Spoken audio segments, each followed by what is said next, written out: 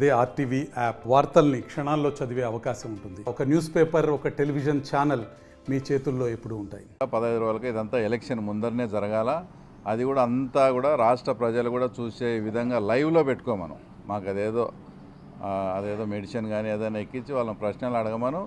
అదంతా రాష్ట్ర ప్రజలకు కూడా తెలిసేట్టుగా లైవ్లోనే చూపించమను. ఎందుకంటే అంతకుముందు కసబ్ అని ఒక తీవ్రవాదిది నార్కో అనాలిసిస్ చేసి భారత ప్రజలందరికీ కూడా అతను ఏం సమాధానాలు చెప్పినాడని కూడా అందరికీ వినిపించారు. అట్లా నాది అవినాష్ రెడ్డిది నార్కో అనాలిసిస్ టెస్ట్ చేసుకోమను. నేను ధైర్యంగా చెప్తానా, నేను రెడీ. ఆయన రెడీ కమ్మను. 10, 15, 20 రోజుల్లోనే ఎలక్షన్స్ కన్నా ముందే నార్కో అనాలిసిస్ పరీక్షకు సిద్ధమై వాళ్ళని ప్రశ్నలు అడగమను. మేము ఆ నార్కో అనాలిసిస్ ఆ మెడిసిన్స్ తీసుకొని సమాధానాలు చెప్తాం. అది రాష్ట్ర ప్రజలకు కూడా తెలియాలి. దమ్ముంటే అవినాష్ రెడ్డి నార్కో అనాలిసిస్ ఆ పరీక్షకు ఒప్పుకోమని కూడా మేము సవాలు విసురుతాం. మేము ఈరోజు సూటిగా జగన్మోహన్ రెడ్డిని అడుగుతాం. మీరు మీ చెల్లెలైనటువంటి సునీతారెడ్డితో అవినాష్ గారు బీజేపీలోకి వెళ్తాడు, నేను కానీ సీరియస్గా దీనికైనా పట్టించుకుంటే అని మీరు అన్నారా లేదా అని వచ్చేసి జగన్మోహన్ రెడ్డి గారిని సూటిగా అడుగుతాను. అంటే సిబిఐకి 2.5 సంవత్సరానికి గొడ్డలితో చంపినారనే విషయం అర్థమైంది.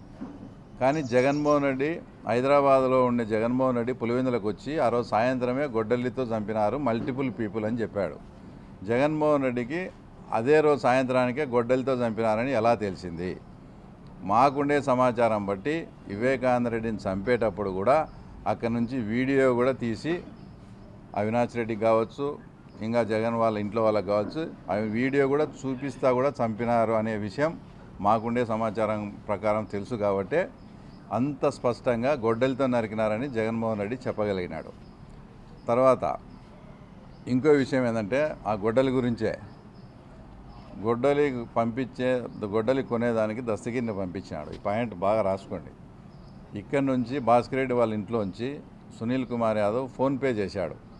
ఆ గొడ్డలికి అయ్యే ఖర్చు ఫోన్పే చేశాడు. ఫోన్పే రిసిప్ట్ కూడా ఉంది. తర్వాత 2 రోజుల తర్వాత వాళ్ళు డిలీట్ చేసుకున్నారు అది. కానీ వాళ్ళకి తెలియని విషయం ఏంటంటే, సెల్లులో మీకు కూడా తెలుసు అందరికీ బ్యాకప్ మెమరీ అనేది ఒకటి ఉంటుంది.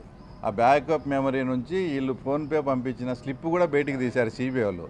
ఇంకా అంత స్పష్టంగా ఆధారాలు అవన్నీ ఉన్నా కూడా ఇంకా ఇట్లా సాక్షిలో మా మీద వాళ్ళ మీద రాసుకుంటూ పోతారు.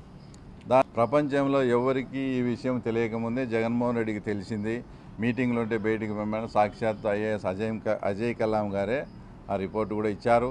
మళ్ళీ ఆ రిపోర్టు తప్పు అని మళ్ళీ రాసినారు. దాని మీద హైకోర్టుకు పోయినారు. అదంతా జరుగుతుంది. అంటే బాహ్య ప్రపంచంలో ఎవరికి తెలియకముందే జగన్మోహన్ రెడ్డికి వివేకానంద రెడ్డి హత్య గురించి తెలిసిందనే దానికి ఆ తర్వాత సాక్ష్యం ఇదే. మరిన్ని వీడియోస్ కోసం ఛానల్ ని సబ్స్క్రైబ్ చేయండి. లేటెస్ట్ అప్డేట్స్ కోసం వాట్సాప్ ఛానల్ ని ఫాలో చేయండి. అండ్ లింక్ డిస్క్రిప్షన్ లో ఉంది.